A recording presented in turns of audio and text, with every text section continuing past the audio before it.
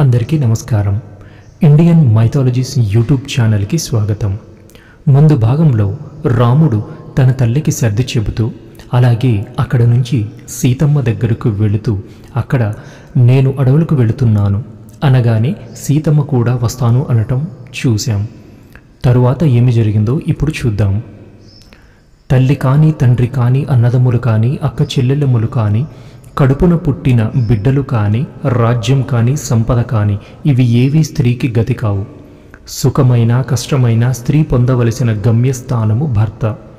నీతో పాటు వచ్చేసిన తరువాత అక్కడ హంసలు మొదలైన పక్షులు స్నానం చేస్తూ ఆడుకునేటటువంటి సరోవరాలలో స్నానం చేస్తూ నీతో పాటు క్రీడించడంలో ఇష్టాన్ని పొందుతాను. నీతో కలిసి నడుస్తూ నీ ప్రక్కన కూర్చున్నప్పుడు పొందే సుఖం ముందు 3 లోకాలను తీసుకొచ్చి నాకు ధారపోసినా నీ ప్రక్కన కూర్చున్న సుఖం రాదు. అందుకని నేను నీతోనే వస్తాను అని సీతమ్మ అనింది. అప్పుడు రాముడు, సీత, నీకు తెలియదు, నా వెంట వస్తానంటున్నావు. నేను వెళుతున్నది అరణ్యాలకు. అరణ్యంలో నదిలో స్నానం చేద్దామని లోపలికి వెళితే మొసళ్ళు పట్టుకుంటాయి. రాత్రిపూట దోమలు కుడతాయి. చీమలు పాములు ఉంటాయి. రాలిపోయిన ఆకుల మీద పడుకోవాలి. క్రూర మృగాలు సంచరిస్తూ ఉంటాయి. ఒక్కొక్కసారి మహానుభావులు వస్తారు. అప్పుడు వాళ్ళకి అరణ్యంలో ఉన్న సపర్యలన్నీ చేయవలసి ఉంటుంది. కొన్నిసార్లు ఆహారం దొరకదు. అలా ఆహారం లేకుండానే తిరగవలసి ఉంటుంది. నీళ్లు దొరకకపోతే అలా దాహంతోనే తిరగాలి. అడవులలో ముళ్ళు గుచ్చుకుంటాయి. ఇన్ని కష్టాలు పడుతూ అరణ్యవాసం చెయ్యాలి. అందుకు తగిన జీవితం నీది కాదు.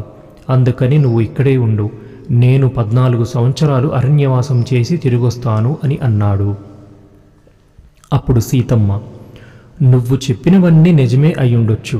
కానీ రామ, నువ్వు పక్కన కూర్చొని సీత అని ప్రీతిగా మాట్లాడితే ఇవన్నీ నాకు సుఖాలు అవుతాయి. అదే నువ్వు పెడముఖంతో ఉంటే మాత్రం నేను ఎన్ని భోగ భాగ్యాల మధ్య ఉన్నా అవన్నీ నాకు విషం అవుతాయి.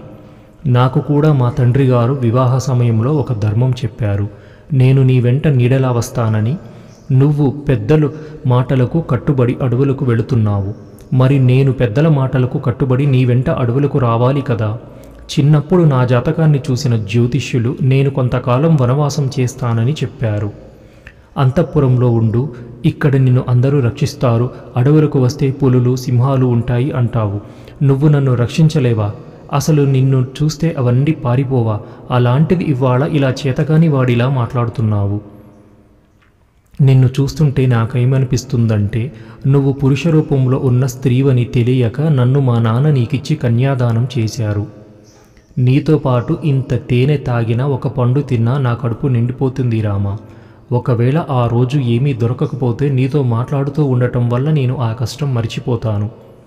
నేను ముందు నడిచి దర్భలను తొక్కుకుంటూ వెళతాను కాబట్టి అవి మెత్తగా అవుతాయి.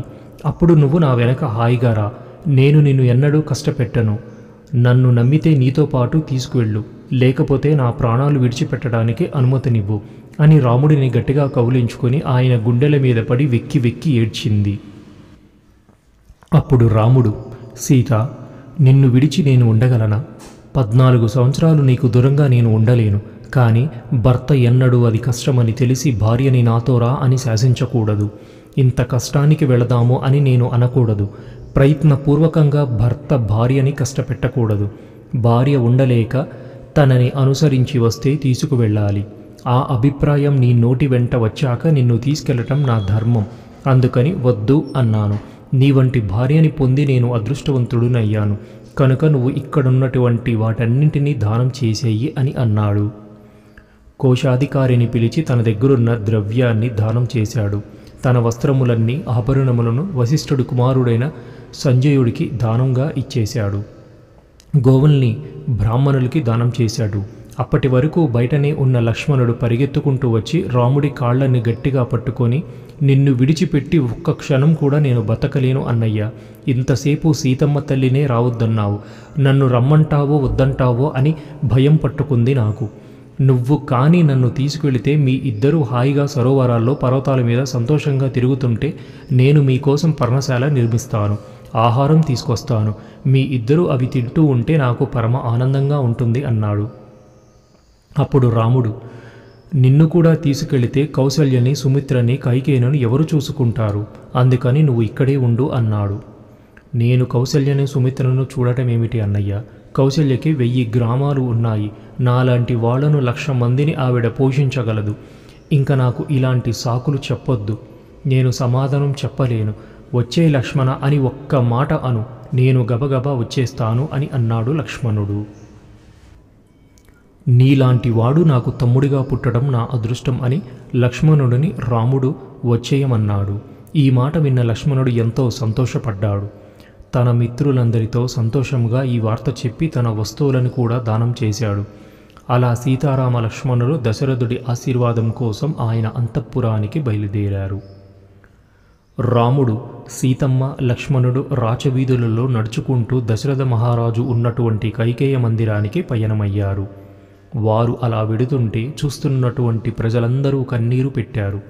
ఎక్కడో హంసతూలికా పాన్పుల మీద ఉండవలసిన జనకుడి కూతురు, దశరథుడి పెద్ద కోడలు, రాముడి ఇల్లాలు అయినటువంటి సీతమ్మ నేడు ఇలా రాచవీధులలో పాదచారిగా నలుగురు చూస్తుండగా రాముడి వెనకాల నడుచుకుంటూ వెడుతోంది. కాలం అంటే ఇదే కదా. నిన్న రాత్రి పట్టాభిషేకం అనుకున్న రాముడికి నేడు అరణ్యవాసం చేయవలసిన స్థితి ఏర్పడిందని అందరూ విశేషమైన గౌరవ భావంతో చూడడానికి వచ్చారు.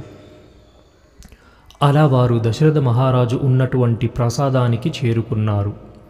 రాముడు సీతా లక్ష్మణ సహితుడై వచ్చాడని మా తండ్రి గారికి నివేదించండి. నేను నా ప్రాసాదములోని సమస్త వస్తువులని దానం చేసేసి వచ్చాను. ఒక్కసారి వారి దర్శనం చేసుకొని నేను బయలుదేరుదామని అనుకుంటున్నాను అని అక్కడే ఉన్నటువంటి సుమంత్రుడితో రాముడు చెప్పాడు. రాముడు చెప్పిన మాటలన్నీ సుమంత్రుడు దశరథుడికి చెప్పగా దశరథుడు ఇలా అన్నాడు. సుమంత్ర, రాముడిని దర్శనానికి లోపలికి పంపకు. రాముడి కంటే ముందు నా భార్యలందరినీ తీసుకుని కౌసల్యను ఇక్కడికి రమ్మను అని దశరథుడు అన్నాడు. అప్పుడు కౌసల్య, సుమిత్ర మరియు ఇతర భార్యలతో కలిసి ఆ ప్రాసాదములోకి వచ్చాక సుమంత్రుడిని పిలిచి రాముడిని లోపలికి తీసుకురమ్మన్నాడు దశరథుడు. లోపలికి వస్తున్న రామలక్ష్మణులు చూసిన దశరథుడు పరిగెత్తుకుంటూ వాళ్ల దగ్గరకు వెళ్ళబోయి మధ్యలోనే నేల మీద కళ్ళు తిరిగి పడిపోయాడు. తరువాత ఆయన తేరుకున్నాక రాముడు ఇలా అన్నాడు. మా ఈ యూట్యూబ్ ఛానల్ రామాయణం నేటి తరానికి, భావి తరాలకు తెలియచేయడానికి ఎపిసోడ్స్ వారీగా పోస్ట్ చేయడం జరుగుతుంది. దయచేసి మా ఈ ఛానల్ను సబ్స్క్రైబ్ చేసి నలుగురికి తెలియచేయగలరు. సర్వే జన సుఖినో భవంతు. జై శ్రీరామ్.